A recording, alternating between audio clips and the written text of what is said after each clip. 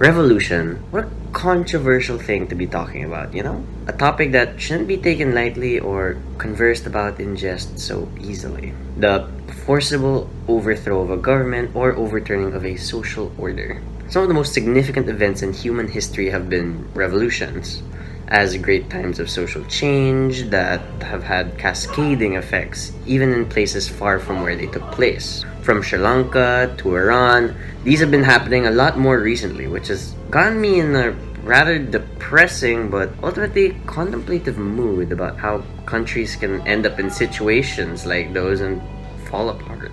Well, psychology actually has some good answers as to not only indicating why it happens, but also how to notice if it'll happen or that it's going to happen soon in your country. Not mine, of course, that's treason. Like, just a disclaimer, I'm not dissing my government, please don't kill me. If I, my family, and PsyPoints workers die the next year, you know why, just saying.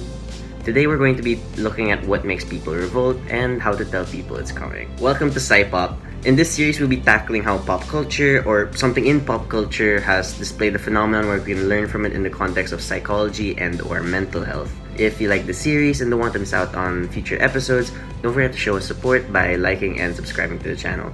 Don't forget to click on the bell icon to get a notification whenever we post a new video as well. With that, onto the video.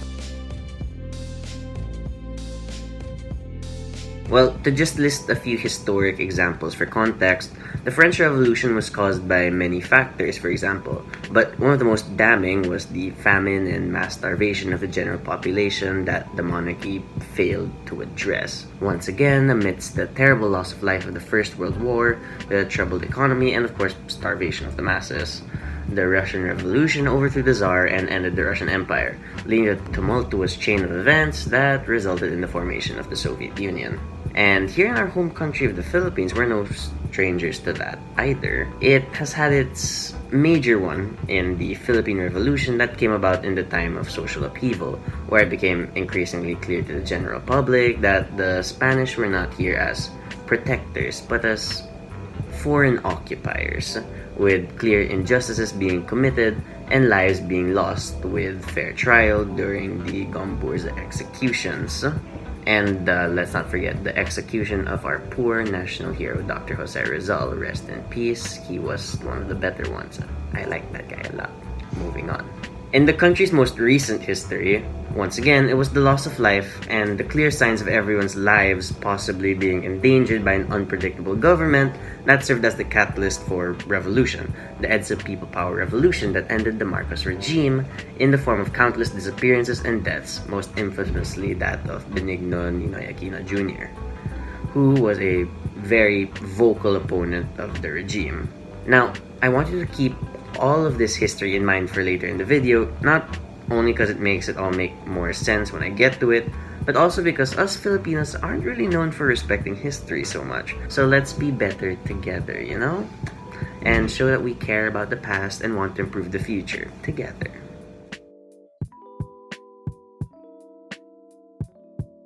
Now, the one thing you'll notice in these moments in history is that the people had been undergoing some form of suffering in, well, some shape or form. Now, the same suffering only begins with a lack of a certain need, and nowhere is this explained better than in Maslow's hierarchy of needs. This is a model of motivations/priorities which an individual may consciously or unconsciously aim for to genuinely feel fulfillment in their lives.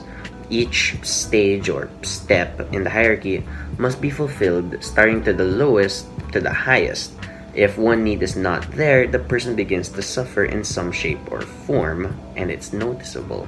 Starting from the bottom of these needs is psychological needs. These include human needs which are integral to one's survival, such as food, water, shelter, sleep, etc. This is the first step that the person must achieve in fulfilling within the hierarchy of needs. Examples obviously being food, shelter, water, sleep, and any source of warmth, etc. Safety needs then comes next, which involves essentials that help people feel a sense of security. This can be applicable both as an individual and within group units, for example, like families and communities. These examples include inclusive working environments, stable income, insurance and safety from any crime, abuse, and accidents, etc. Social belonging needs apply to opportunities that allow others to develop and maintain healthy and secure connections slash relationships, regardless if romantic, platonic, or familial. Examples may be as simple as having a balanced give and receive love, feeling accepted by loved ones, opportunities in making friends, etc. Nearing the end of the hierarchy, we have second to the last esteem needs, and these have been divided by Maslow in two separate categories. The first, which is self-esteem, such as your self-worth, dignity, independence, and competency. And the second of these being esteem from others. Examples including respect given from others and acknowledgement by the public from one's own achievements. Now, at the end of the hierarchy, the highest need, according to Maslow, where a person must achieve by knowing fully of their own capabilities and both accepting any flaws as part of their identity, this being self-actualization. This is different from esteem because it pertains more in the development of motivation in growth and aim to achieve goals not only for their own sake, but for serving the community's needs as a whole.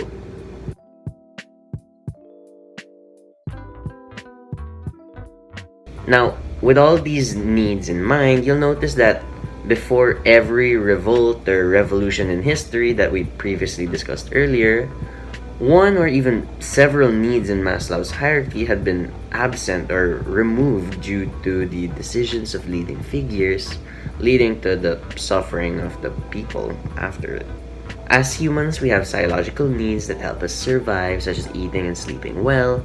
But what are we to do when we're put in an environment that constantly rejects us of these needs, for example?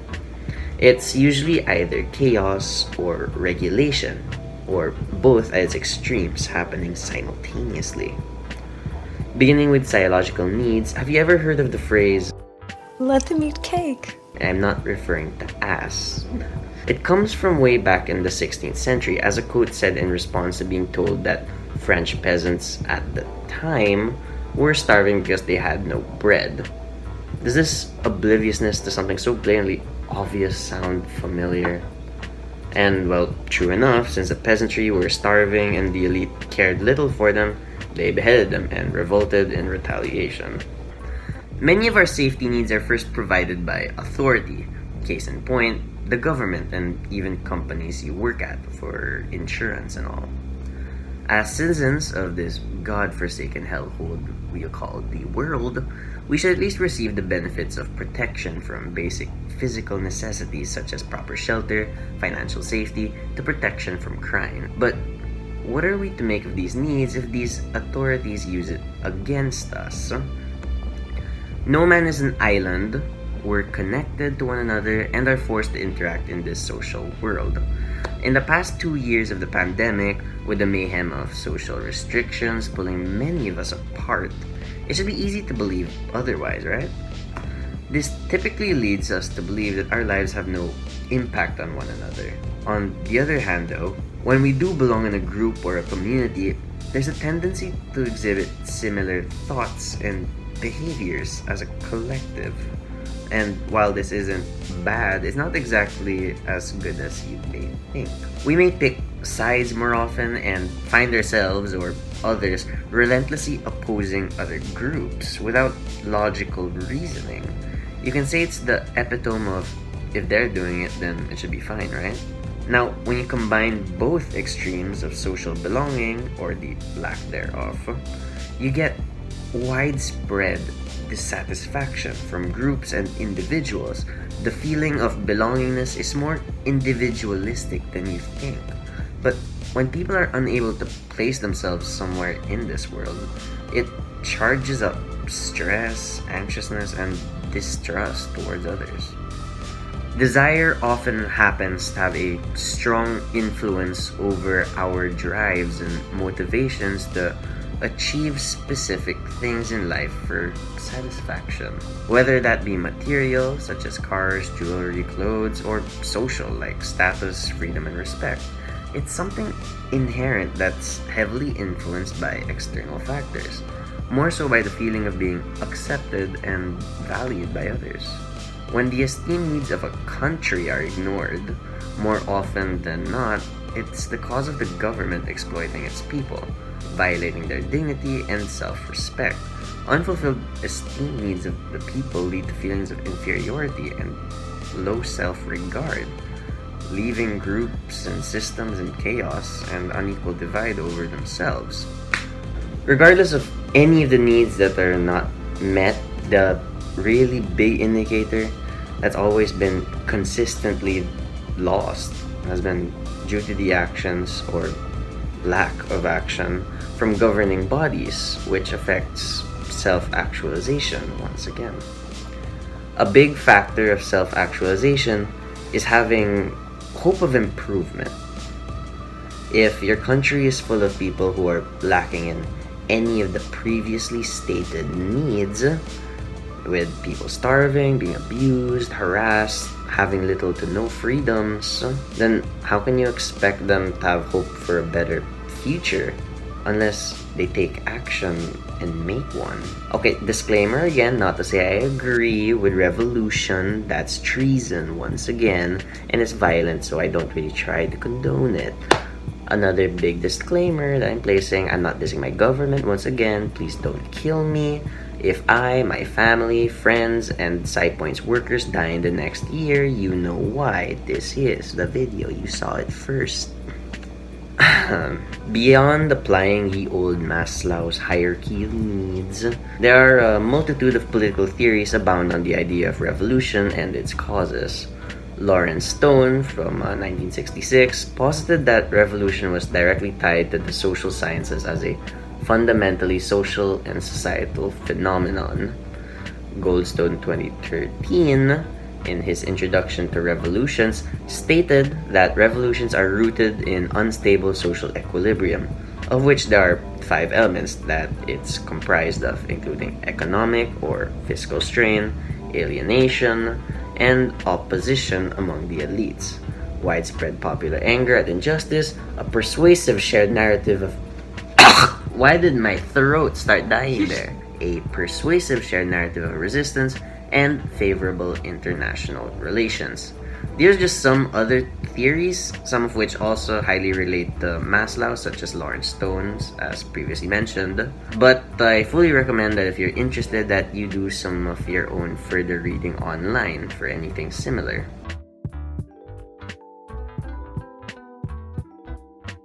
So again, before this video ends, I'd like to again repeat the disclaimer that I'm not dissing my or any particular country's government body directly, especially not my own, of course. That's treason. I could repeat the me like dying bit, but you all get that idea. Just know if anyone I know dies in the next year. Yeah.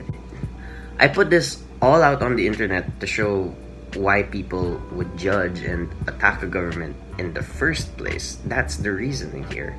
People don't wish or want to revolt against their leaders.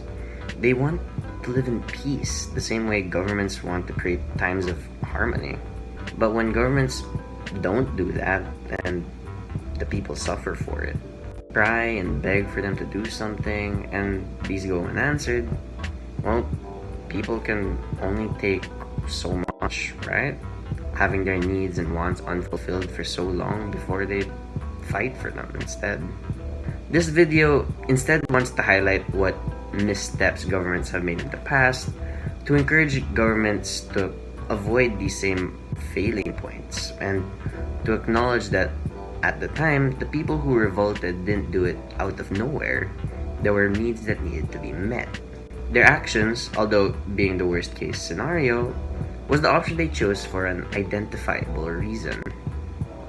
We encourage the governments of every nation to care for its people and to listen to them. That's all. And yeah, that's the end of the video. Please comment any topic you'd like for us to tackle next. Hopefully not as extreme or as dangerous as this one. Please, I just hope you all have a great day ahead and none of you die. That's all. Please take care of yourselves out there. Please like and subscribe to the video. And as always, I hope you all have a great day ahead.